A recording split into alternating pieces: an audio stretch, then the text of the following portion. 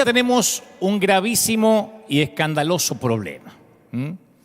Y no es solo que pecamos, porque todos tenemos ese problema. Nuestro problema radica en que no podemos hablar al respecto. No podemos ser sinceros ni auténticos. Nuestro problema es que el requisito para pertenecer a la iglesia es simular no tener ningún problema. Entonces, estamos cómodos con las historias de la gente que pecaba y nos gusta que la gente cuente su testimonio siempre y cuando tengan finales felices y ahora ya no pequen, claro, ¿no? Nos encantan los testimonios al estilo Club 700, ¿no? Cielos, Pat, yo tenía un problema, era abusador, comunista y racista, pero, ¿sabes? Conocí a Dios y ahora tengo una pequeña mascota, corto el césped los sábados, hago barbacoa y amo a mi suegra. Esos eran los testimonios que a veces veíamos por la televisión y decíamos, gloria a Dios, cómo Él cambia vida.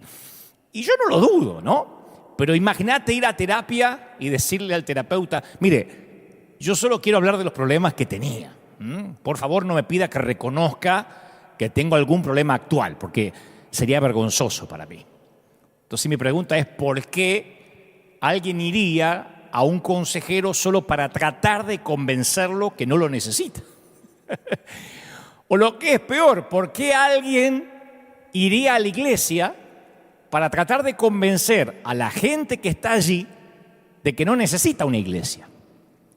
Lo voy a decir otra vez. ¿Por qué vamos a la iglesia? Para tratar de convencer a la gente de la iglesia que en realidad no necesitamos una iglesia.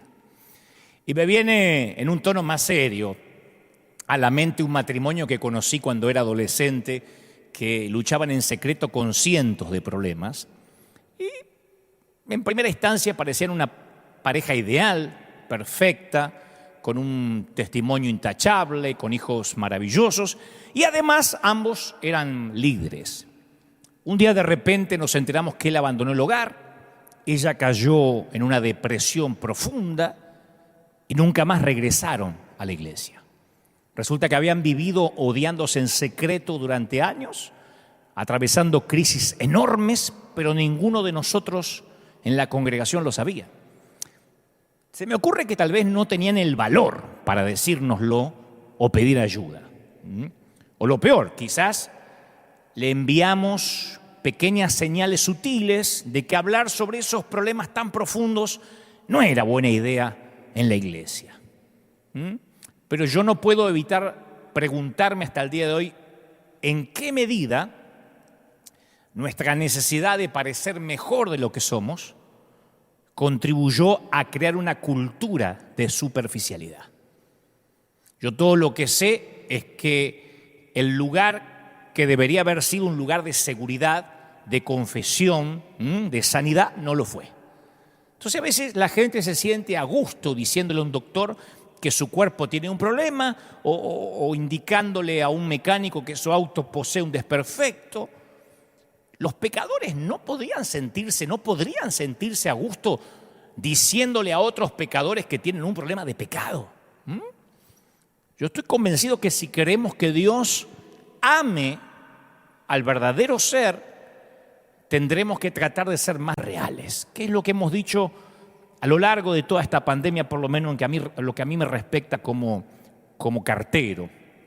Creo que desde que todo esto comenzó, todo se trató de ver a Jesús con ojos nuevos, de tratar de ser más auténtico, de parecernos más a Él en su esencia. Y cuando uno ve las historias bíblicas se da cuenta, por ejemplo, que David fue el mayor rey de Israel, pero también era un hombre polígamo, un padre espantoso, ¿no? Era un mentiroso, un adúltero, codicioso, asesino. Y te aseguro que nadie en aquel tiempo pegaba una calcomanía en el carro que decía, ¿qué haría David en mi lugar? Viste que hay ciertas calcomanías que dicen, ¿qué haría Jesús en mi lugar? Bueno, nadie decía, ¿qué haría David en mi lugar? Porque con todo, él era un hombre conforme al corazón de Dios, a pesar de todo lo que la Biblia revela de lo que fue su vida. Entonces, esto me lleva a la siguiente pregunta. ¿Es posible que alguien que esté luchando tan profundamente con el pecado anhele profundamente a Dios a la misma vez? Alguna vez yo estaba en un congreso por ahí, en alguna parte del mundo que no viene al caso, y escuché a un predicador que comenzó un sermón en lágrimas, diciendo que no aguantaba más y que iba a confesar por lo menos 2 pecados ocultos. Se hizo un silencio sepulcral en todo el templo, ¿no? Y confesó que a veces iba en un avión y no era tan valiente para testificarle a su compañero de asiento como Jesús lo hubiera hecho. Dijo, me siento muy avergonzado que a veces estoy tan cansado de predicar y en el ministerio que preferiría dormir durante el vuelo en lugar de predicarle al que está al lado.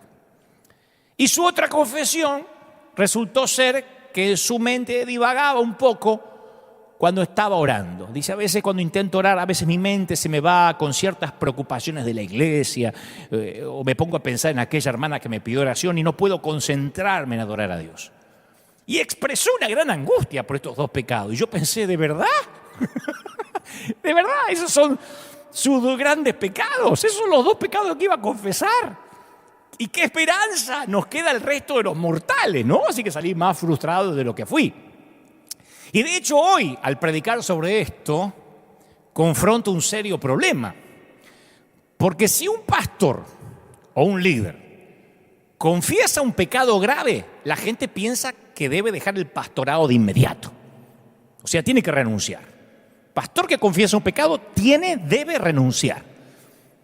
Porque para el subconsciente colectivo del mundo cristiano, un pastor llega a ser pastor, o un apóstol llega a ser apóstol, o un obispo llega a ser obispo. Ahora están más de moda los bishops, porque ya no peca como el resto.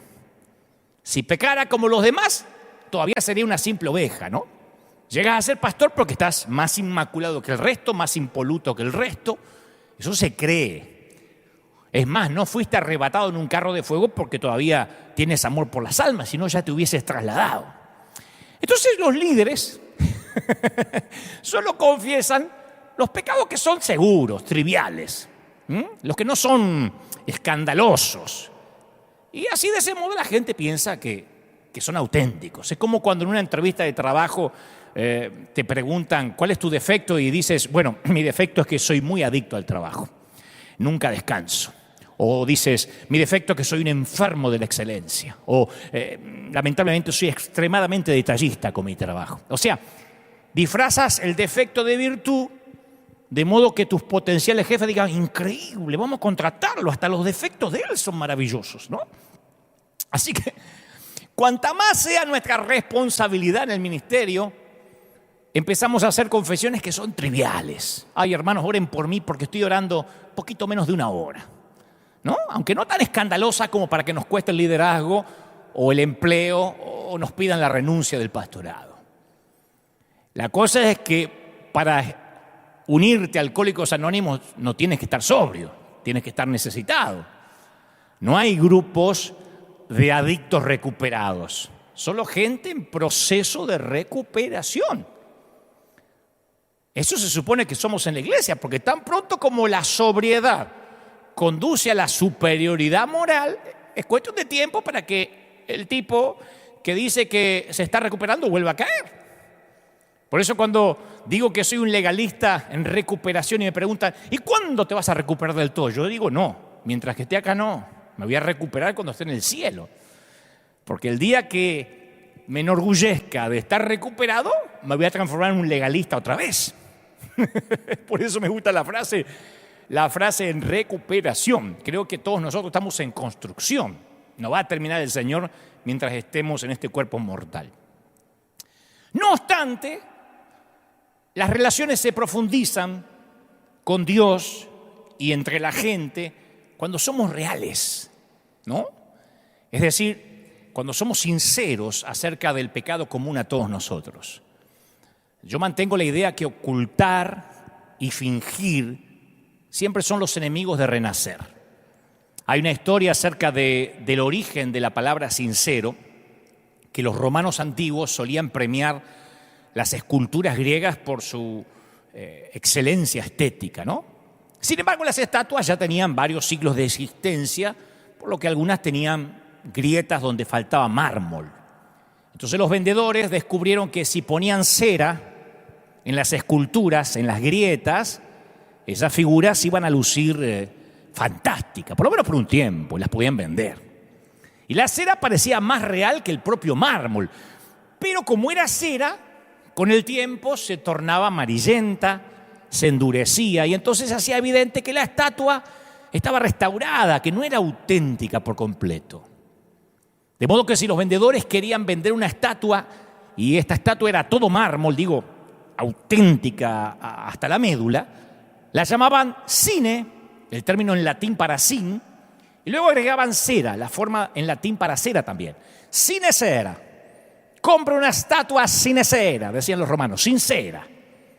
Cuando la iglesia cristiana comenzó, la gente se reunía en hogares. Hechos capítulo 2, versículo 46 dice, comían juntos con gran alegría y sinceridad de corazón. Porque había ahora un círculo de conexión donde todos podían venir, así como estaban, ¿no? Donde los corazones son sinceros, donde había alegría.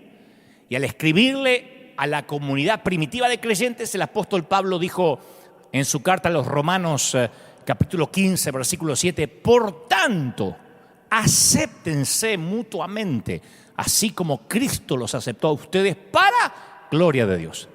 O sea que la aceptación sincera es más que solo ser querido por alguien.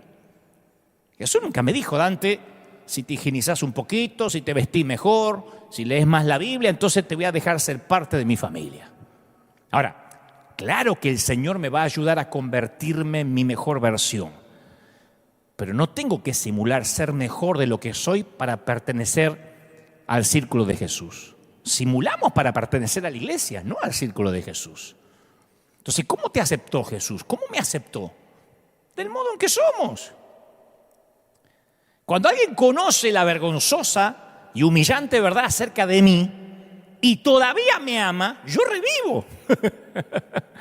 Yo hace poco leí que los seres humanos solemos fingir porque el deseo de ser admirados es más fuerte que el de ser amados. Qué fuerte, ¿no? El deseo de que nos admiren pesa más a que nos amen. Entonces podemos hasta mentir en las redes, simular que vivimos en una casa, no sé, sacarnos fotografías con filtros porque el deseo de ser admirados puede más que el de ser amados.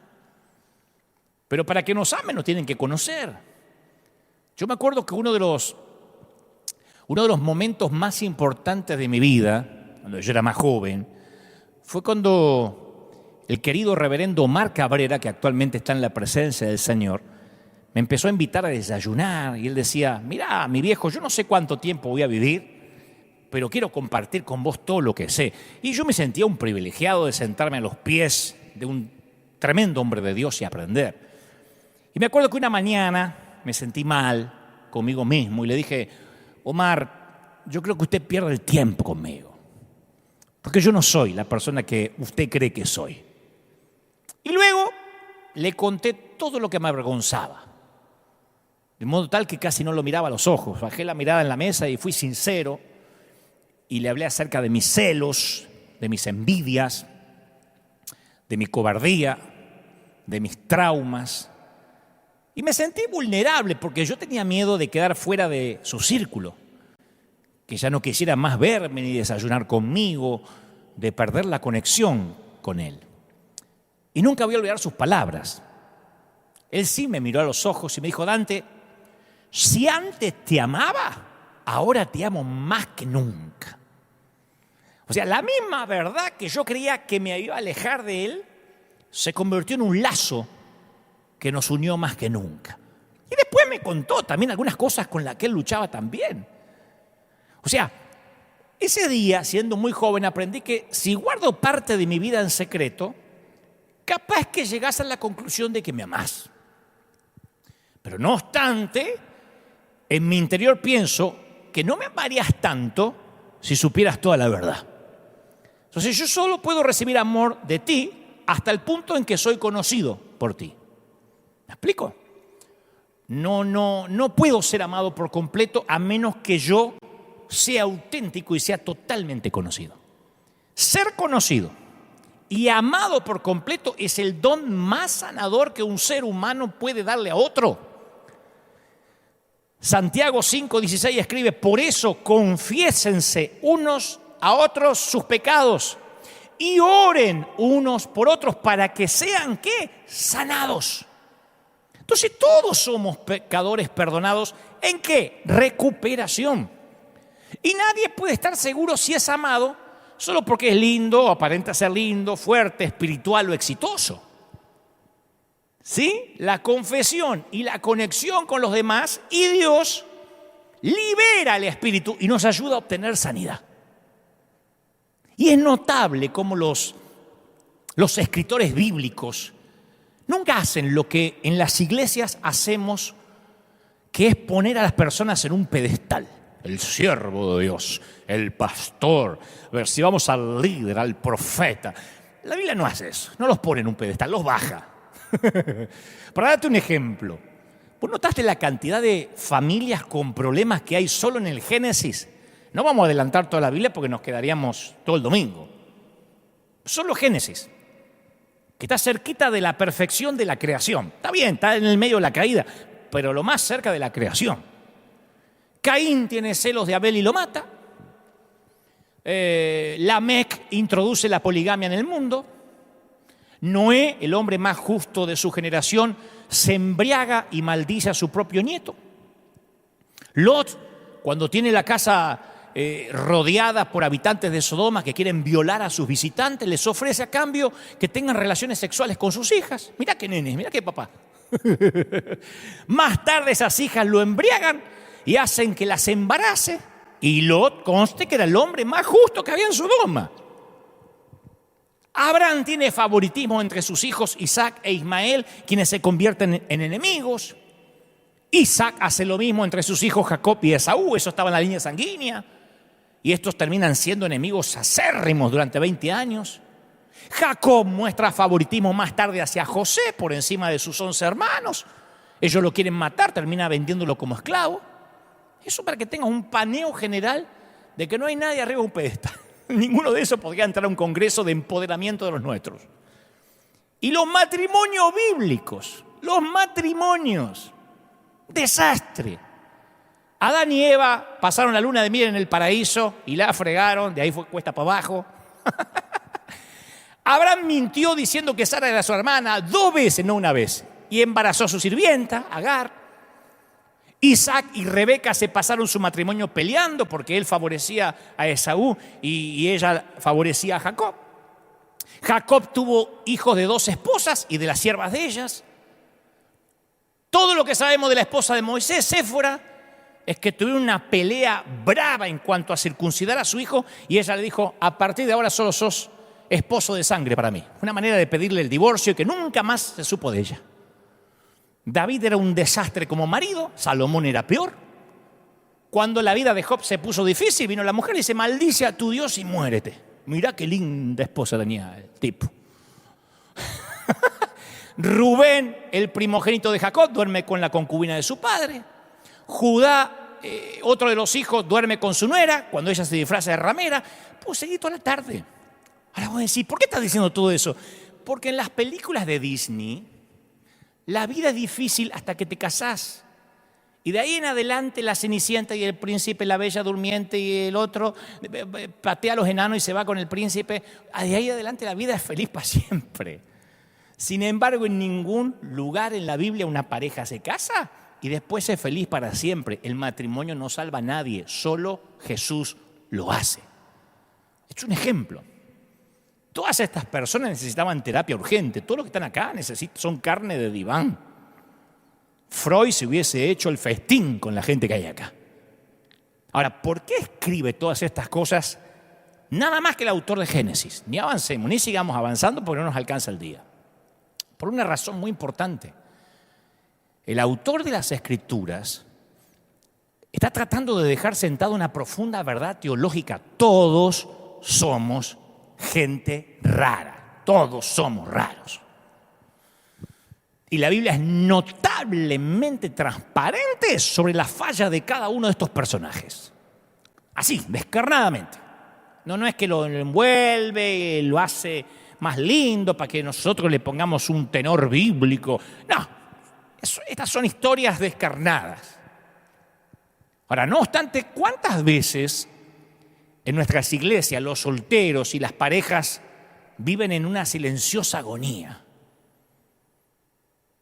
Lo primero que le insertamos es que tienen que dar una imagen de testimonio espiritual que proyectar.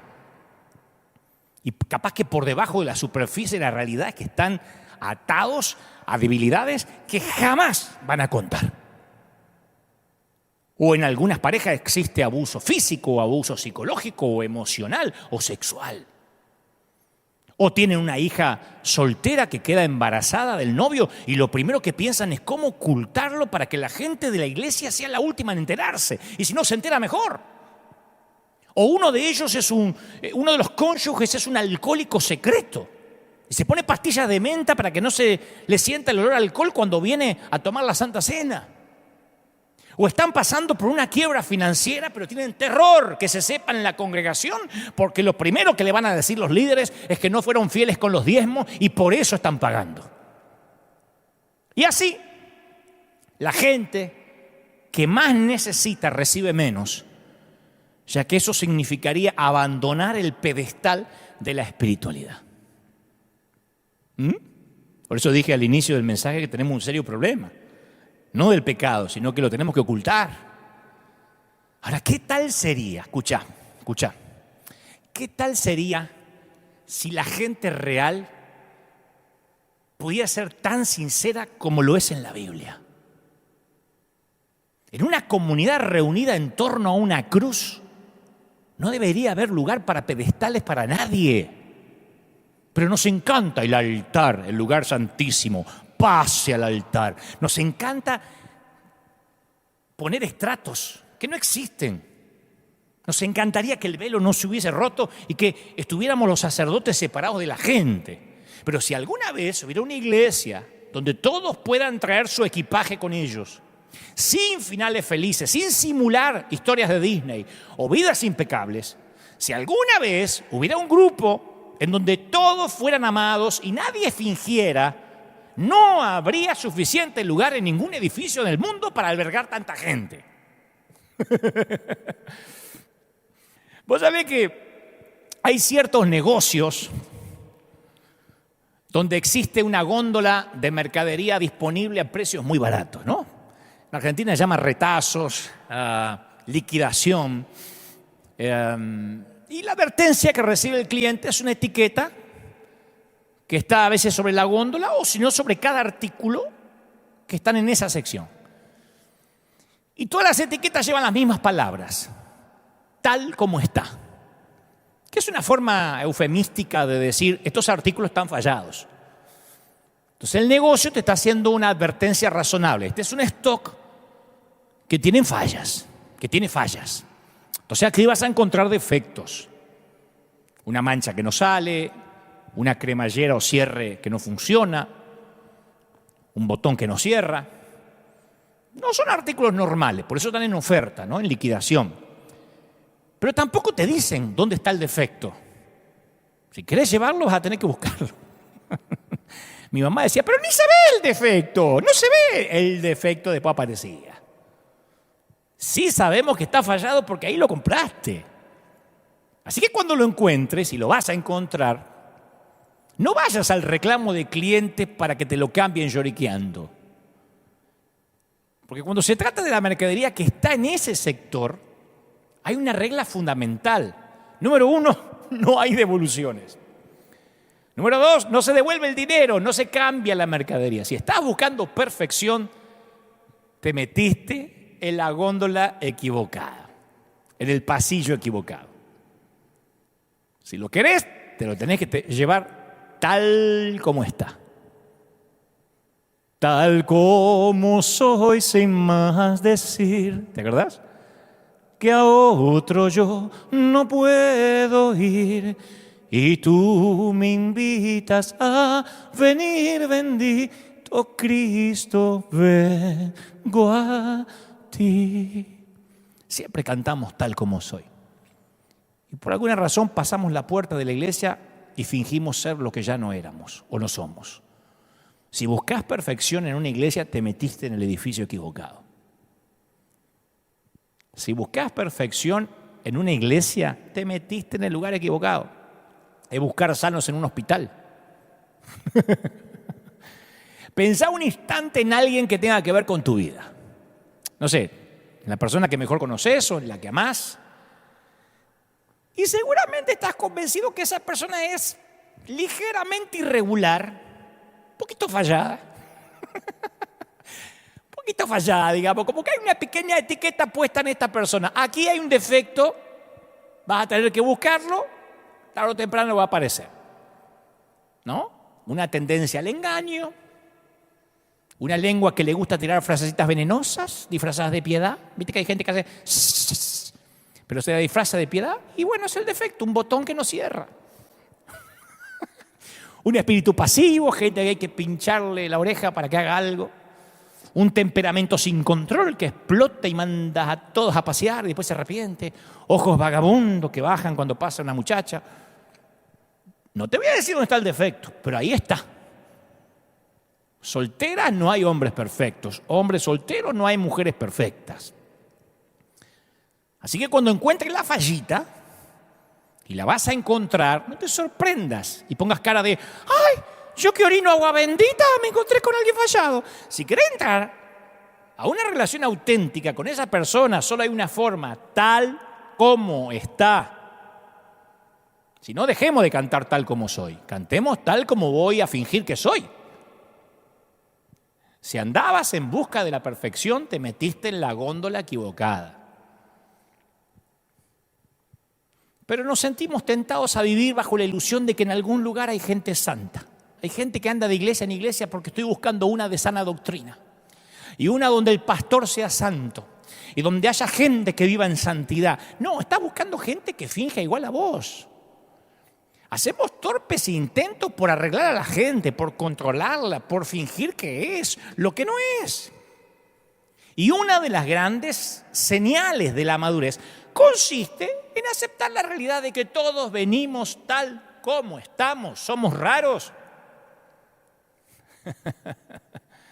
Lo normal que decimos, en que creemos, no existe.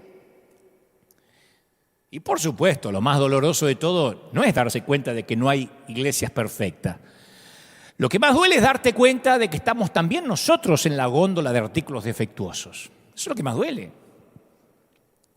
A lo largo de toda la historia, los seres humanos nos hemos resistido a que nos pongan esa etiqueta de defectuosos.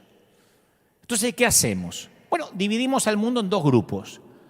La gente santa y normal, o sea, como nosotros, y la gente rara y carnal. Pero todos y cada uno de nosotros tenemos hábitos que no podemos controlar, fallas que no podemos corregir y defectos que nos cuestan un riñón enmendar. Ese es el elenco con el que Dios tiene que trabajar.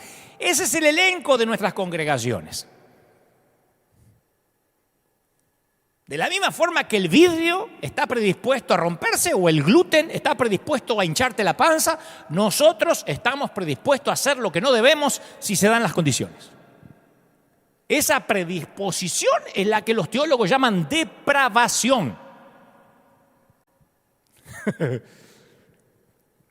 Lo primero que hacemos es mentir, nos sale la mentira, mentimos y sacrificamos nuestra integridad por unos pesos miserables.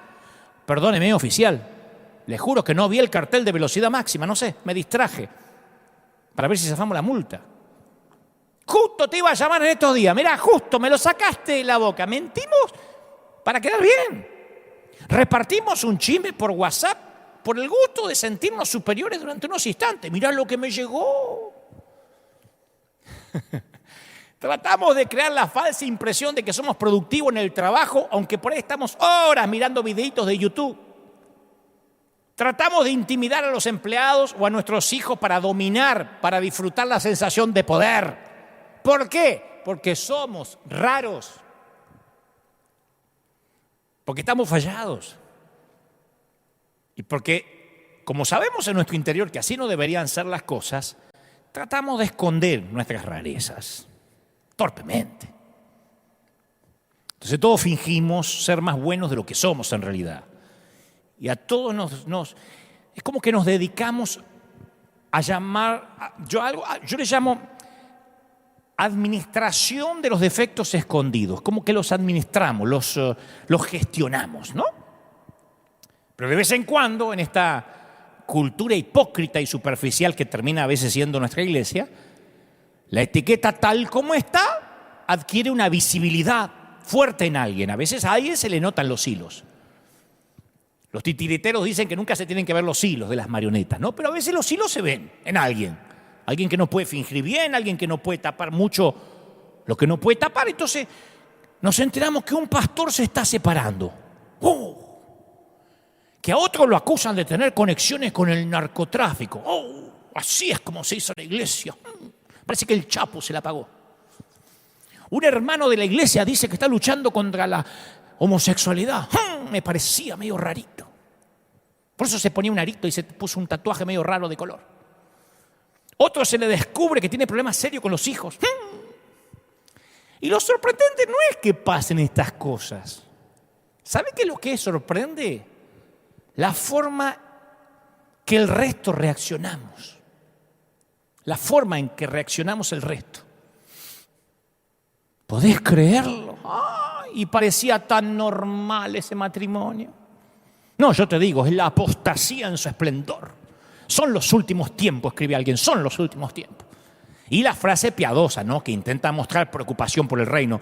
Y ahora, ¿cómo queda el evangelio? ¿Cómo queda el evangelio? A mí me mata esa frase. Como que, ¿viste? Algunos lo ponen a cuidar y a guardianes del evangelio. ¿Cómo queda el evangelio? Que en realidad lo que están diciendo es, che, habíamos convenido que íbamos todos a fingir y que íbamos a ocultar los problemas personales para que el evangelio no quede mal. Habíamos quedado que todos fingíamos. El problema de la raza humana no es que tengamos unas cuantas manzanas podridas entre nosotros. El problema de la raza humana es que todos llegamos fallados. Estamos en proceso de recuperación y no hay manzanas sanas entre nosotros. No es que haya algunas podridas, no hay manzanas sanas. Algunos son más famosos que otros, nada más. Algunos tienen más seguidores que otros en las redes, nada más. Y algunos hacen más ruido que otros. Desde los tiempos del huerto del Edén, el pecado y el encubrimiento han sido tan inevitables como la muerte y los malos políticos. Hay algunos que son muy hábiles para fingir, pero la rareza sigue existiendo. Todo el mundo es santo hasta que lo conocemos. Todo el mundo es santo hasta que lo conocen. Acuérdate eso. Por eso dicen que el maquillaje es el arte de la administración facial, ¿no? Hay ciertas mujeres que no quieren nunca que un hombre vea cómo es realmente su rostro sin adornos. Entonces, por eso el maquillaje está pensado para hacer que los ojos parezcan más grandes, los labios más gruesos, la nariz más delicada, las pestañas más largas. Pero no son solo nuestras manchas o defectos físicos lo que tratamos de esconder o lo que no nos gusta. Muchos de nosotros nos esforzamos mucho para esconder manchas que arruinan nuestro carácter. Y esconderse es una maldición edénica. Esto viene del huerto. Uno se esconde movido por la vergüenza. Y en esto va comprendido el fingimiento y el engaño para mantener ese fingimiento. Entonces el encubrimiento es el lugar para el temor y la ansiedad. Adán se esconde y Dios le dice, ¿dónde estás? Es una de las preguntas más asombrosas que hay en las Escrituras. ¿Por qué Dios hace esa pregunta? El salmista escribió que donde quiera que él fuera, nunca podía salirse del alcance del conocimiento de Dios. Si tendiera mi lecho en el fondo del abismo, también estás allí, Señor. El Salmo 139:8. Entonces la pregunta de Dios no tiene que ver con la situación geográfica de Adán. Es una invitación. ¿Dónde estás? Es una invitación. Dios le ofrece a Adán la oportunidad de revelarse, de mostrarse auténtico. Y el mostrarse, el revelarse, tiene que nacer de parte de Adán, el mostrarse. Revelarse como un rollo fotográfico, no revelarse de rebeldía con B larga. Una de las señales que distinguen a una iglesia sana de una secta o de una iglesia enferma, que es lo mismo, es que en la comunidad auténtica nunca se coacciona o se manipula a la gente para que se muestre a sí misma, para que cuente. Nunca. Dios invita a Adán a que se muestre. Alguna vez cuando yo era adolescente iba a una iglesia en la que se avergonzaba verbalmente a la gente en público, haciendo que revelara detalles de su vida, de la historia sexual del pasado. ¿Dónde está el hermano que cayó en fornicación con aquella hermana? Y cuanto más detalles morbosos, mejor. Te aconsejo que si alguna vez te encuentras en un sitio donde está pasando esto, no camines en dirección opuesta, salí corriendo. Por eso insisto, el mostrarse tiene que nacer en cada uno, no porque alguien te está extorsionando. La tendencia a esconderse es tan fuerte que los psicólogos hablan del fenómeno del impostor, que es la sensación que si los demás conocieran la verdad acerca de mí, me dejarían de admirar, ya no me admirarían tanto. Entonces creemos que la autenticidad socava la autoridad, que cuanto más auténtico me muestro, menos me van a respetar. Mientras más hábiles somos para manejar las impresiones, más nos vemos atrapados en una agónica soledad, porque cansa fingir, harta fingir. No fuimos hechos para vivir de esta forma. El escritor del libro de los Hechos dice que en la nueva comunidad la gente se reunía con alegría y sencillez de corazón. Habían aprendido a dejar de fingir que eran personas distintas a las que eran. Vos imagínate cómo sería tu vida si se desvanecieran de tu vida todos los fingimientos. De verdad te digo. No me digas, es que yo no finjo. No. Imagínate la libertad y el alivio que sería no tener que tratar de convencer a nadie de que sos mejor de lo que sos. Que piensen lo que quiera. Me importa 3 Biblias. Ese es el verdadero plan de Dios para la vida humana. Cuando en las redes me ponen, qué decepción, Dante, qué pena, qué lástima, Dante, qué lástima, que es la frase que viste que le gusta usar a los que manejan el club del fingimiento, qué lástima. Venías bien en la senda antigua, pero qué lástima, qué lástima. A mí me gusta responderle, y eso que no conocer los demás defectos que no sabes de mí. Si te da lástima una cosita, imagínate si me conociera. Ahora, tampoco muestro todo a todo, porque tenemos que saber a quién contarle todo. Hay momentos que hay que saber seleccionar de forma deliberada lo que revelamos y lo que no, y a quién. Porque no es tampoco, soy auténtico y voy por la vida ofendiendo a todo el mundo. No. Yo tenía una tía. Bueno, ya está con el Señor, así que puedo decir el nombre, la tía Sara, aunque mis primos viven, sus hijos. Cocinaba espantoso. Por lo menos traía unos pasteles horribles a casa, unas tortas espantosas. Y la traía para tomar mate, para tomar café. Y mi madre decía, ¿qué se le dice a la tía? ¿Qué se le dice? Yo quería decir que deberían darle cadena perpetua a la tía, para que nunca más vuelva a cocinar, ni se acerque a una cocina por el resto de su vida. Pero no, porque me ligaba un cachetazo. Decía gracias y apenas la tía se daba vuelta le daba el pastel al gato, ¿no? ¿Por qué? Uno tiene que ser cortés a veces, ¿no? No, eso no es mentir. Tampoco uno anda por la vida diciendo que la torta es horrible. También pasa lo mismo cuando hay un asunto de negocios en el medio, que puede ser muy adecuado actuar con reservas. Es más, consejo que no me estás pidiendo, pero que igual te lo voy a dar, te vas a tropezar con cierta gente ante las cuales siempre te conviene actuar con reservas. El escritor de Proverbios dice, el chismoso traiciona la confianza, no te juntes con gente que habla de más. Los autores de las Escrituras advierten que actuemos con sabiduría en cuanto a qué revelamos y a quién. En particular, no reveles nada profundo a personas que no son dignas de confianza, porque podés terminar malherido. La reserva en la comunicación tiene su lugar. Pero bueno, si queremos verdadero crecimiento, vamos a tener que saber a quién, cuándo ¿Y qué revelar? Hasta que podamos revelar completamente para que oren por nosotros, para que nos ayuden. ¿Vos sabés que no hay nada más encantador?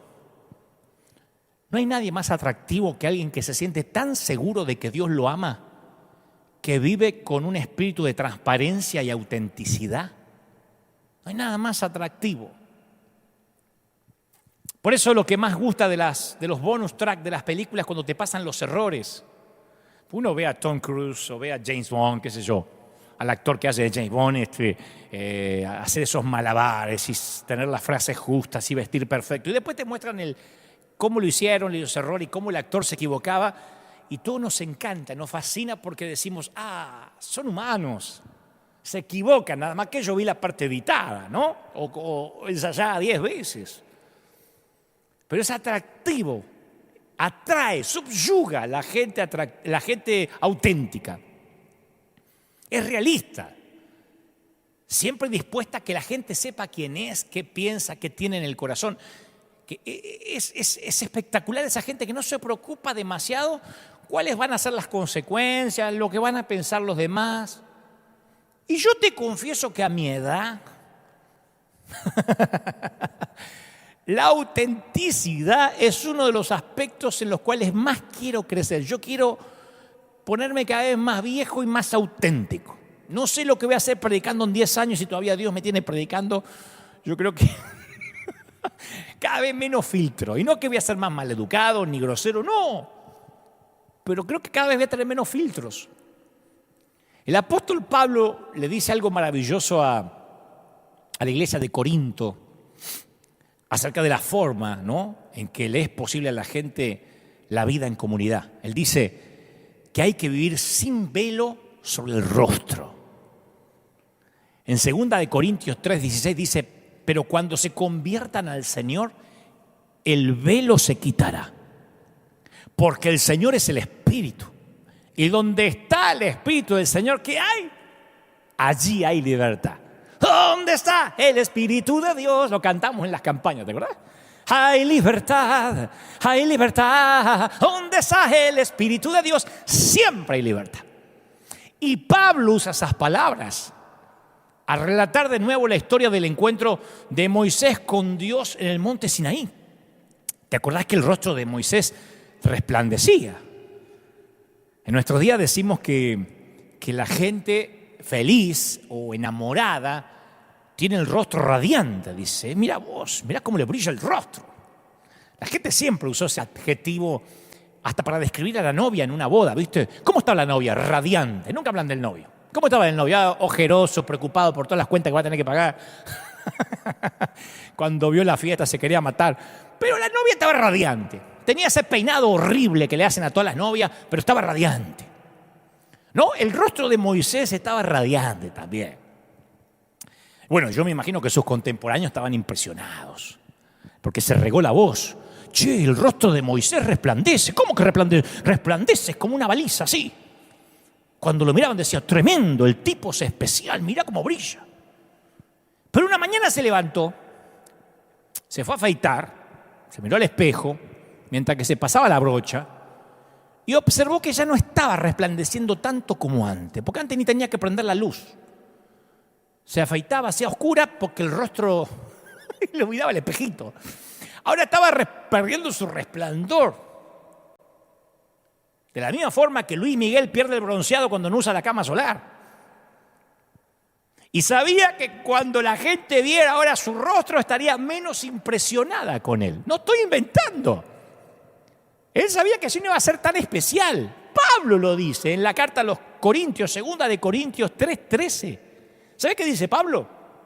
Que esto no se revela en el Antiguo Testamento, lo dice Pablo, obviamente inspirado por el Espíritu Santo. Dice, ponía un velo sobre el rostro para que los israelitas no vieran el fin del resplandor que se iba extinguiendo. Yo me pregunto si no sería que Moisés deseaba que el pueblo pensara que él estaba más radiante de lo que realmente estaba, ¿no? Así que se ponía un velo para fingir un poquito. Ya no estaba brillando tanto, pero me voy a dejar el velo. A ver si me quito el velo y me dejan de respetar. Y no sabemos por cuánto tiempo lo usó, o si por fin decidió quitárselo. Me imagino que lo hizo cuando su esposa le dijo, che, Moisés, a ver si te quitas ese velo ridículo, no estás engañando a nadie.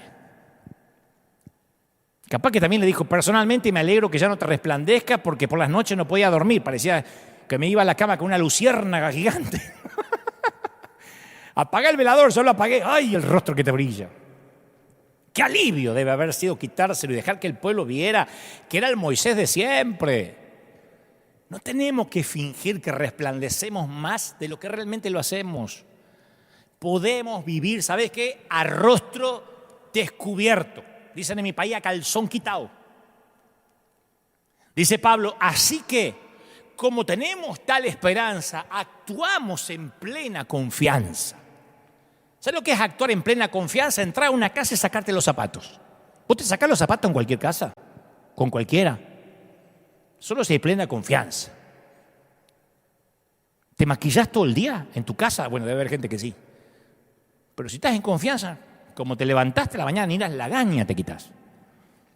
El velo no les ha sido quitado, dice Pablo, porque solo se quita en Cristo. Y continúa, así todos nosotros, con el rostro descubierto, reflejamos como en un espejo la gloria del Señor. Somos transformados a su semejanza con más y más gloria, pero para eso hay que tener el rostro descubierto, Con mascarilla no reflejamos nada. Y además agrega, más bien, hemos renunciado a todo lo vergonzoso que se hace a escondidas. No actuamos con engaño ni torcemos la palabra de Dios, pero si nuestro evangelio está encubierto, para nosotros, lo está para los que se pierden. Lo dice Pablo. Si fingimos nosotros, ¿qué le vamos a pedir autenticidad al ateo? Si está encubierto para nosotros, si estamos, aleluya hermano, ¿cómo está? Acá ando, gloria a Dios, empoderándome. Bendito sea el Cordero. ¿Cómo le vamos a pedir al otro que confiese que se emborrachó? Si está encubierto para nosotros, está encubierto para la gente. Y aclara Pablo, tenemos este tesoro en vasijas de barro. No en copas de cristal, vasijas de barro, para que se vea qué tan sublime poder viene de Dios y no de nosotros. Más clarito, échale agua, sin máscara, sin escondernos.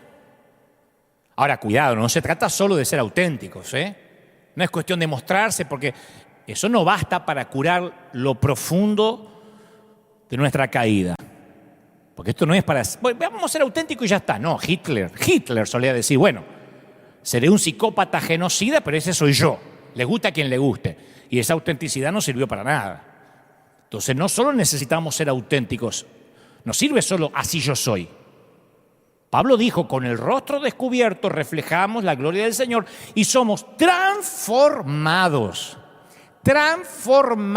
Pero si tapamos la herida con un apósito, con una curita, ¿cómo se va a curar? Yo tengo un mensaje que se llama las heridas tapadas no curan. Si estamos luchando en nuestra familia, estamos luchando con algo personal, venimos a la iglesia y lo tapamos para aparentar espiritualidad, ¿cómo nos vamos a curar? ¿Cómo vamos a transformarnos según su gloria? Necesitamos perdón, sanidad y gracia. Por eso fue Jesús a la cruz. Y en la cruz se revela la medida plena de nuestro pecado y la medida plena de la gracia de Dios. Pero no puede medio pecado, media gracia. Pleno pecado, plena gracia. Entonces el único lugar donde más estaremos seguros cuando nos mostramos tal cual somos es al pie de la cruz.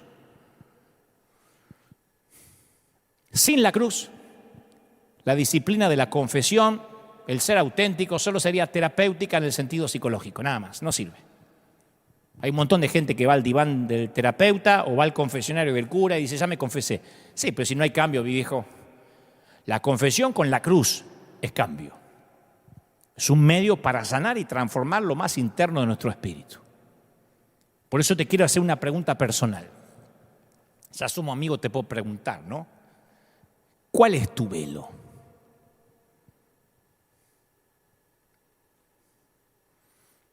¿Detrás de qué te escondes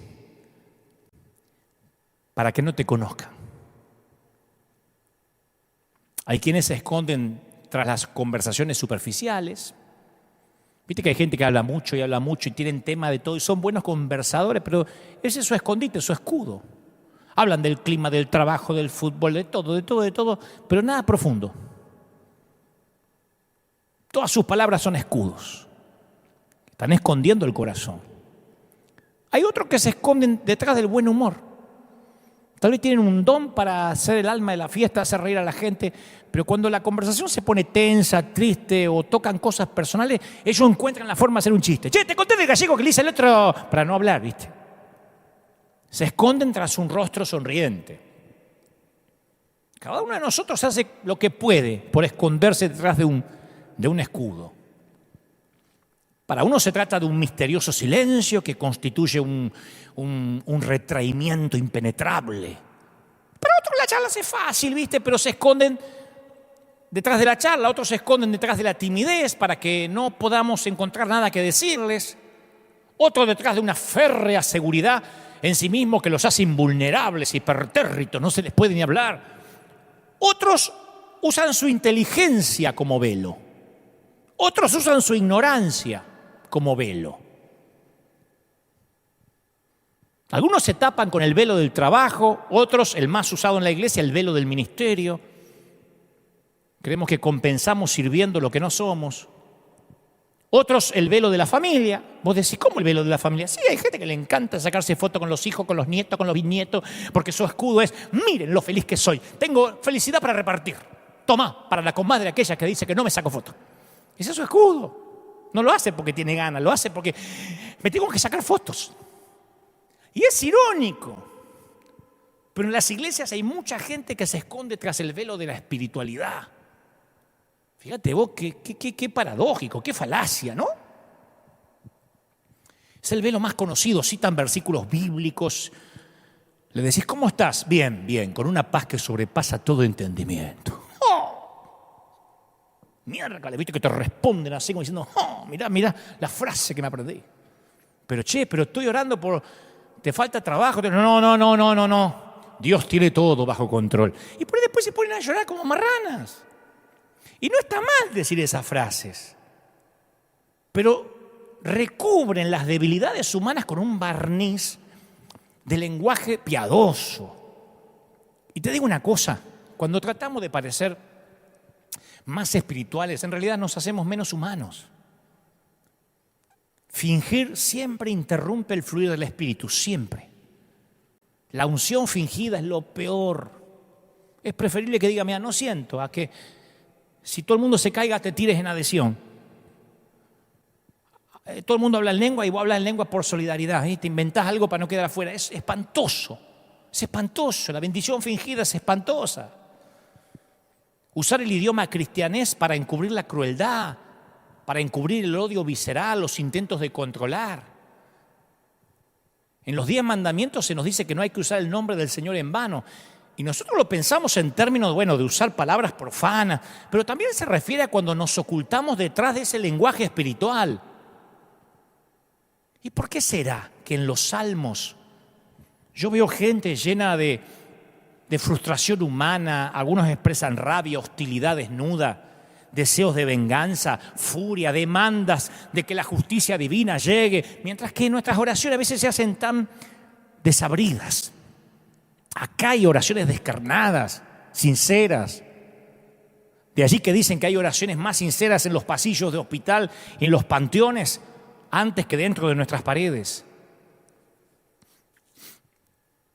No sé, cuando uno aprende el lenguaje cristianés, tal vez decimos cosas contra las cuales es imposible discutir teológicamente, pero son palabras que terminan siendo fosos protectores y no puentes de relación. Es un velo con aspecto de vitral, de catedral, pero sigue siendo un velo.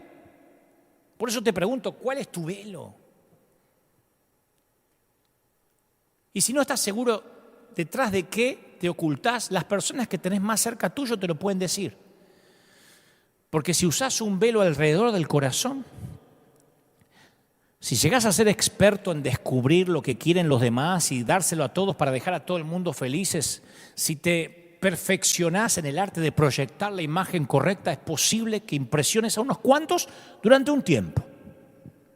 Pero te digo, vas a ir perdiendo tu resplandor y tu vida poco a poco se va a ir apagando con el transcurso de los días. Tal vez impresiones a la gente, pero no vas a hacer amistades verdaderas, no te van a amar de verdad. ¿Sabe qué es lo irónico? Que quienes más nos atraen es la gente que vive a rostro descubierto. ¿Quién más atrae? Una de las cosas más maravillosas que nos gustan de los niños, que nos agradan de los chiquitos, es que los nenes todavía no saben administrar su rostro. Ya sea que se trate de un helado, de que tienen que comerse las espinacas, o que hay un monstruo debajo de la cama, el rostro te va a decir lo que hay en su corazón. Mirar el rostro de un nene y te va a mostrar si está asustado, si está frustrado, si la torta no le gustó. Y a medida que vamos creciendo, vamos aprendiendo el arte de la hipocresía, de administrar el rostro, ¿no? Le enseñamos a nuestro rostro a esconderse, a protegerse. Adiestramos nuestro rostro para que nos dé un aspecto de seguridad. A lo mejor nuestro corazón está asustado. O un aspecto de piedad cuando tenemos el corazón desesperado por las tentaciones o por la culpa. Y muchas veces hasta admiramos a las personas que aprenden a administrar y a simular y a fingir su rostro, pero no es el tipo de cosas que nos atrae.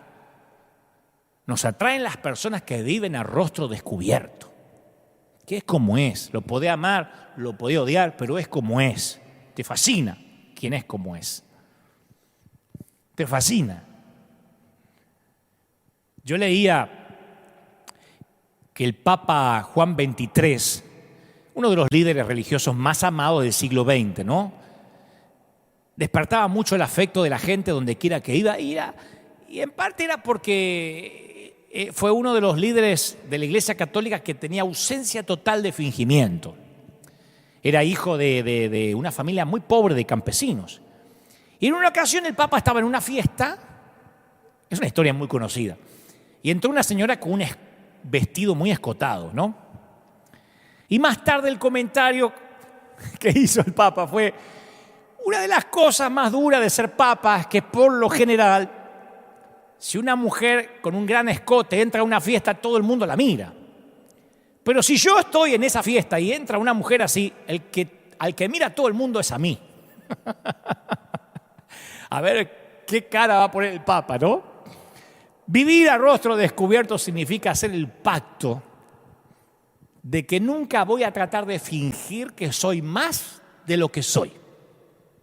Que ninguno, dice la palabra, tenga un más alto concepto de sí mismo del que deba tener. Esto significa renunciar a tratar de complacer a todo el mundo en mi vida. Buscar el valor para decir lo que creo, lo que valgo, disfruto y amo. Aunque piense que la persona con la que estoy hablando no va a estar de acuerdo o no lo apruebe. Pero vivimos fingiendo. A mí me sorprende mucho en las redes. Yo soy muy pragmático para responder. Pero me preguntan, ¿ustedes mandan muebles a Ecuador? Y respondo, no. Esa es la manera grosera de responder de un hombre de Dios, por eso es un apóstata. Tendría que poner, la verdad que en la sangre del Cordero Inmaculado que nos redime de la concupiscencia de la carne y la indisolubilidad de la Trinidad no nos permite mandar a Ecuador, porque después de orar por 50 días y ayunar en el monte Sinaí, Dios dijo, no mande mueble a Ecuador. Te dice. O sea, ni siquiera uno puede responder de manera pragmática, porque todo tiene que estar envuelto en un fingimiento que no es real. Es maravilloso reconocer cuando algo estuvo mal hecho, en lugar de ceder a la tentación de esconderlo, de manipularlo, de dar una palabra lisonjera para quedar bien con todo el mundo. ¿Sabe qué es lo irónico que tienen las máscaras? Es que aunque no las pongamos, aunque nos la pongamos para hacer creer que somos buena gente o que piensen bien de nosotros, solo nos van a amar cuando nos las quitemos. Eso es lo más irónico. Fíjate que uno de los aspectos más exclusivos y atractivos de la vida de Jesús era que Jesús tenía una transparencia total. A diferencia de tantos líderes, Jesús llevó una vida común, transparente y corriente. permitió que sus amigos lo vieran en momentos que estaba gozoso, triste, airado, cuando estaba cansado. Estaba cansado cuando quería responderle irónicamente a los fariseos y les decía víboras, serpientes, áspida, hipócrita. Alguna vez se cuidó, no, que a ver si esto después lo escriben en la Biblia y se hace viral. Nunca los seguidores de Jesús tuvieron que adivinar si algo lo complacía. Che, ¿esto le desilusionará al jefe? Lo sabían. Y cuando la vida de Jesús se aproximaba al final, no los convenció de que estaba repleto de optimismo. Me voy a la cruz, pero me voy empoderado. Repite conmigo, voy a la cruz, pero voy empoderado. No dijo eso. Fue tan transparente que les dijo, es tal la angustia que siento, que me invade, que me siento morir. Fue el único ser humano adulto de todos cuantos hayan vivido que jamás aprendió a administrar o gestionar su rostro.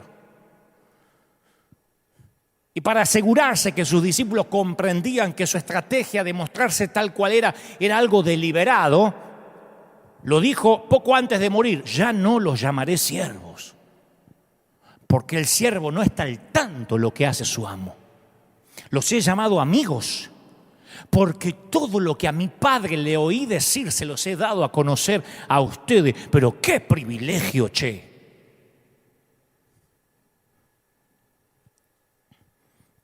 Todo ser humano lleva trauma, cicatrices y heridas. Llevamos. Desde la caída tenemos la tendencia a escondernos como si nuestra vida dependiera de eso, ¿no? Y está totalmente equivocado. Nuestra vida depende de que nos encuentren. En el ocultamiento no hay sanidad. Y esto se parece mucho a algo que está escrito en el libro de Santiago 5:16. Confiésense unos a otros sus pecados y oren unos por otros. ¿Para qué? Para que sean sanados. Con todo, ¿Cuándo fue la última vez que pudiste confesarte en una iglesia evangélica? Ni se te cruza por la cabeza, te liquidan. Y lo que estoy haciendo es una autocrítica, porque yo no es que soy de otra iglesia. Es algo que tenemos que cambiar. Porque no es solo nuestro cuerpo el que necesita que salgamos de nuestro escondite, lo necesita nuestro alma. Dios nos sigue haciendo a nosotros con toda la paciencia la misma pregunta que le hizo a Adán en el huerto. ¿Dónde estás? ¿Te querés dejar de esconder? Solo podés ser amado de una forma total si te dejás conocer totalmente. Por eso la práctica de la confesión siempre ha estado en el centro de los grandes avivamientos que se han producido en la iglesia. Si un cristiano puede confesarse con otro cristiano, nunca más volverá a estar solo de nuevo en ninguna parte. Como supo decir Karl Bonhoeffer, quien fue un líder cristiano alemán que fue parte del movimiento de la resistencia contra el nazismo y cuyo padre, además que él era un líder espiritual, cuyo padre era psiquiatra. Él supo decir, en la presencia de un psiquiatra solo puedo ser un enfermo. En la presencia de un hermano cristiano me atrevo a ser un pecador. Y cuando las personas navegan en esa profundidad, ahí comienza a ser posible que haya una iglesia verdadera.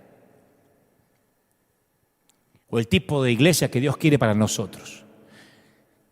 Ese es el tipo de iglesia que queremos y estamos intentando ser en River.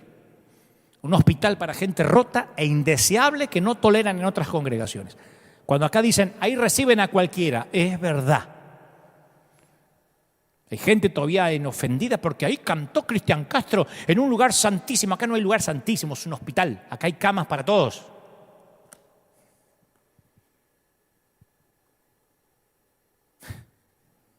Y al respecto al título, quiero hacer un par de declaraciones pertinentes al caso, porque sé que se están preguntando, ¿y por qué ese título? Bueno, hace un par de semanas llamó a nuestras oficinas una dama que nos contó que enviudó hace poco, pero que estaba tan feliz que su esposo conoció al Señor y se entregó a Cristo durante la pandemia, antes de morir, a través de nuestros mensajes, que quería, en señal de agradecimiento, dar una generosa ofrenda. Fue una generosa ofrenda, de verdad. Y dijo, yo no estoy pagando por esto, porque nadie me pidió. Pero mi esposo veía todos los mensajes desde River durante la pandemia y partió con el Señor. Y yo estoy muy agradecida. Y además, a la semana me envió un paquete con los libros que ella ha escrito. Se llama Celsa Rocha. Es norteña de México, de Nogales. Es madre de 2 hijos, ya adultos, y abuela de 3 nietos. Y Celsa escribió unos libros magníficos. Los tengo en mi escritorio. Uno de ellos, y a mí me mandan libros de todo el mundo, de todas partes, pero algunos me llaman, algunos los leo así nomás y no me llaman mucho la atención. Estos me llamaron la atención muchísimo, especialmente por los títulos. Yo amo los buenos títulos, ¿no? Uno de ellos se llamaba Zurdos, Locos y Feos. Mejor dicho, salmos para zurdos, locos y feos. Y yo me permití cambiar locos por raros. Pero aún así llamé a este jueves pasado a esta querida dama Celsa y le solicité su permiso. Hablé por teléfono y dije, Celsa, si vas a verme el domingo, quiero decirte que voy a usar tu título. Un poquito cambiado, pero si me dejas usarlo. Y me dijo, por supuesto, es un honor, etcétera, ¿no? Le mando un saludo enorme. Y a lo largo de este mensaje ya te expliqué por qué raros, porque todos lo somos, ¿no? Ya no hay duda de que somos raros. En cuanto a feos, Isaías 53:2 describe al Señor en la cruz y dice, no había en él belleza ni majestad alguna. Su aspecto no era atractivo y nada en su apariencia lo hacía deseable. Y yo pensé que todos nosotros somos feos en nuestras actitudes, en la parte que no se ve, dejando de lado la estética, ¿no? Que la estética es relativa, la belleza es relativa y el canon de la belleza va cambiando con los años. Pero mucha gente es hermosa físicamente, pero en el proceder y en su conducta son feos, desagradables, groseros, aunque, insisto, hablen el idioma cristianés y pinten con barniz evangélico su odio visceral. Todos ocultamos un lado feo, una parte que no queremos que se vea en público. Algo indecente, indecoroso, no sé, inmoral, vergonzoso, que tratamos de ponerle filtros.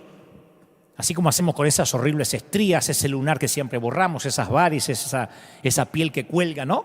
Solo que para ciertas cosas del carácter, cuando no se trata de algo físico, no hay cirugías, ni prótesis, ni Photoshop para eso.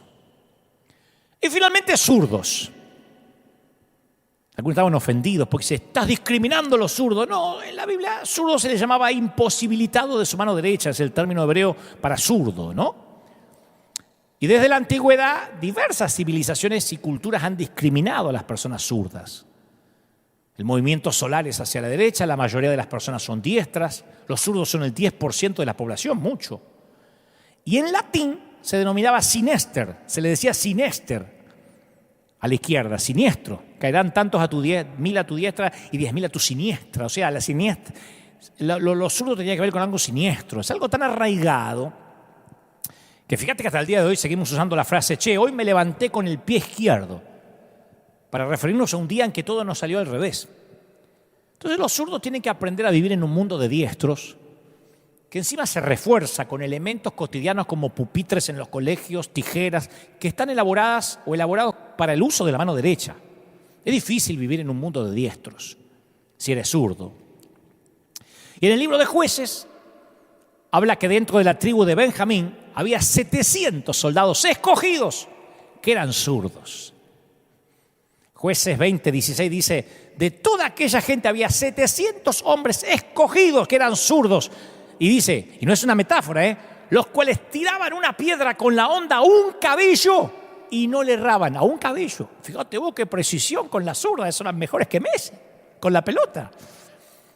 Y a esta autora, Celsa, se le ocurre pensar que estos soldados quizá en algún tiempo usaron su mano derecha, la perdieron valientemente en las batallas y tuvieron un adiestramiento muy severo para ejercitar su otra mano porque no podían darse el lujo de dar una baja, de tener bajas en el ejército. Otros quizás habían nacido zurdos. Ahora, ¿cuántos de nosotros hemos luchado fuertemente en la vida luego de que el dolor y el sufrimiento nos marcaron con cicatrices? Y nos convertimos en zurdos, mentalmente o emocionalmente, y las razones sobran. A algunos nos tocó limones y tuvimos que hacer limonada. Para todos los ofendidos,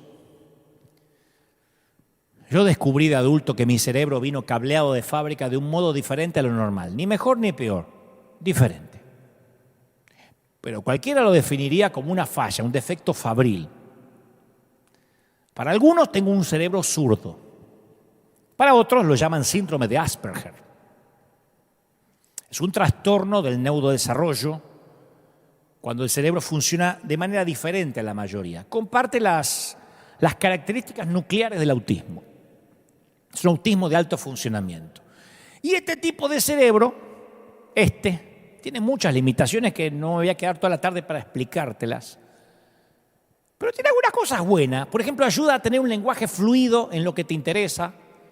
Hasta dicen, no me hago cargo, pero dicen hasta que uno puede tener una capacidad intelectual superior incluso a la media. Y como descubrí que Jeremías 1:5 dice, antes, dice Dios, que yo te formara en el vientre de tu madre, ya te conocía. O sea que Dios no ve qué puede hacer con lo fallado. Él en el vientre de la madre te conoce. Antes de que nacieras ya te había elegido para que fueras un profeta para las naciones. Yo llegué a la conclusión de que si somos zurdos en alguna área de nuestra vida, no es un defecto fabril, sino que Dios de manera arbitraria soltó algún cable desde la placenta de nuestra madre. Nos fue y nos soltó un cablecito. Nos necesitaba de esta manera. Y nosotros después nos pasamos toda una vida intentando arreglar ese cable que el Señor soltó de manera adrede en el vientre de nuestra madre. El Señor le dice a Pablo, bástate mi gracia porque mi poder se perfecciona justamente en ese cable suelto. 2 Corintios 12:9, en tu debilidad. O sea que luchamos con esta debilidad a propósito. No tiene otra manera Dios de perfeccionar su poder en vos. Así que en mi caso, yo celebro que no estoy en el grupo de los que fingen ser normales o lo que es peor, los que fingen ser espirituales. Y voy a terminar con esto. De tanto en tanto, a mí me parece, quiero creer que Dios le regala a la humanidad gente que piensa y ve el mundo de una manera divergente, de una manera casi insurgente, ¿no? Y de tanto en tanto aparecemos los zurdos, aparecemos los raros, aparecemos los feos. Y vemos al mundo de un modo inusual. Y de vez en cuando, quizá cada 100 años, este tipo de gente auténtica, sincera, rara, extraña, nos juntamos en un solo lugar. Eso se da cada tanto, ¿eh? Y en una de esas logramos una comunidad auténtica. Un sitio donde cuando entras te dan ganas de decir la verdad de quién sos. Un hospital de gente rota que aprendió a no fingir. Y quién sabe, en una de esas, lo que comenzó en un solo sitio bajo un techo de Anaheim, se termina transformando en un río que ya no se pueda detener. Voy a orar por todos los que están del otro lado, que pertenecen a alguno de estos grupos. Con partes feas del carácter, raros porque nunca encajaron en la iglesia tradicional, o zurdos porque la vida los obligó a ir a contramano, contra la corriente. Voy a orar por todos esos que me están mirando ahora con lágrimas en los ojos y dicen, yo sabía que no era normal. ¿Quién lo es? Yo sabía que no estaba en mi juicio cabal. No, nunca lo estuviste, si no, no me estarías mirando. Estarías mirando a otros profetas, otros apóstoles más conservadores. No estarías mirando a un tipo que cuando le dicen que es pastor no quiere serlo y dice que no lo es. No, convengamos que somos raros. Convengamos que tenemos un defectito, una ligera falla. Estábamos en la góndola de lléveselo como está. Y así te ama el Señor. ¿Cómo te ama el Señor? Así. Abraza el padre al hijo pródigo y le dice: hijo, preparé una fiesta. Vamos a celebrar. No hay pases de factura porque te fuiste y lo que hiciste, ¿dónde está la plata que te di? Un abrazo sincero. Y todavía nos seguimos comportando como los hermanos mayores. ¿Cómo nos molesta cuando alguien que no tiene nuestra higiene espiritual, que encima es fingida, dice ser cristiano? ¿Cómo escribimos en las redes? Y se convirtió ese fulano de tal porque bastante deja que desear con su familia. Pero ¿quién sos? ¿Quiénes somos? Para criticar la vida familiar de quién, si no resistirías una cámara a las 24 horas de tu propia familia. Pero así somos. Manos crispadas arrojando piedras. Y cuando uno se sincera y es auténtico, un alcohólico necesita otro alcohólico para poder salir. Y nosotros hemos llegado a la conclusión de que River cada vez más se va a acercar a lo que el Señor quería, o interpreto que quería que sea su iglesia, una comunidad de gente donde pueda confesar con lo que está luchando. Algunos tardarán años, meses en salir, otros en días, semanas, no lo sé. Pero no seremos nosotros quien discriminemos quién entra y quién no entra al cielo. Como dice nuestro querido fundador Juan Carlos Ortiz: ¿sabes qué pasa, querido? Yo prefiero equivocarme dando gracia que dando justicia. Porque dando gracia no te puedes equivocar. Pero ajusticiando a quien Dios ama, no quiero estar en tus zapatos. Yo prefiero dar gracia. Y esto no es libertinaje, ni que me volví a la senda antigua. Es más, yo no entiendo por qué hay gente que se empeña en seguir en nuestras redes, en seguir mirándonos y está en contra de todo. Esto es para la gente rota. Los demás pueden migrar hacia otros perfiles, de verdad. Los demás pueden buscar gente que tenga su propia higiene espiritual, pero esto va dirigido a la gente rota, a la gente fallada, a la gente zurda, rara y fea. En términos metafóricos, los diestros, los normales y los lindos no deberían escuchar este mensaje. Esto es para la gente necesitada, los que dicen: no puedo más, quiero ser auténtico. Yo lo descubrí tarde, ojalá que el Señor te ayude a descubrirlo a esta altura de la vida. Padre, estoy orando por todos aquellos que están recibiendo esta palabra ahora. Oro para que traiga sanidad en el cuerpo, en el alma, en el espíritu. Bendigo, Dios, a los que están pasando situaciones adversas, a la familia, a los papis, a los hijos, a las abuelas. Bendigo a esa familia maravillosa que va a venir pronto aquí a casa. Bendigo a todos los que me miran en cualquier parte del mundo, para que la autenticidad sea la marca de esta congregación, de la iglesia de Cristo en todo el mundo. Y ahora los que están en sus hogares, así como lo hizo el esposo de Celsa Rocha, y quieren recibir a Cristo en el corazón, tú puedes recibirlo. No sabes cuándo te tocará partir a la eternidad, cuándo tendrás que tomar el último tren a casa. Así que repite conmigo, di: Señor Jesús, entra en mi corazón, perdona mis pecados, anota mi nombre en el libro de la vida, haz de mí una nueva persona. Vamos, dile que te anota en el libro de la vida. Dile que estás agradecido por la cruz. No importa si eres católico, ateo, musulmán, judío, testigo de Jehová, adventista, no me importa. El Señor dice: esto es para todos. ¿Cómo te ama el Señor? ¿Cómo no te va a amar si te tienes esculpido en sus manos, príncipe, princesa del Señor? Amén y amén. Gracias, mis queridos, por estar ahí. Faltan 14 días para reencontrarnos. Todavía el domingo que viene seguimos en el mismo horario de la transmisión. Es el otro, dentro de 15 días, que 14 días en que va a cambiar, o 15. Pero vamos a seguir aquí transmitiendo los mensajes, esta santa familiaridad que Dios nos dio y esta camaradería que hemos sabido. Bueno, a esta altura de la vida, a esta altura ya empiezo a decir cualquier palabra o inventar, que hemos sabido conseguir, esta familiaridad y esta camaradería que hemos sabido forjar. Yo te bendigo y oro para que todas tus cosas te vayan bien. Gracias al escuadrón de búsqueda en combate contra las filas invasoras. Gracias a ese escuadrón maravilloso de River por estar allí, firme como talón de oso. Nosotros, señores, nos encontramos el próximo domingo, Dios mediante. Que pasen un lindo domingo, que sean más auténticos que nunca, que el Señor te bendiga y que haga resplandecer su rostro sobre ti. Chau, gente, los quiero mucho y nos vemos aquí dentro de 7 días, como siempre, con el último mensaje mediante esta modalidad todavía sin gente. Chao.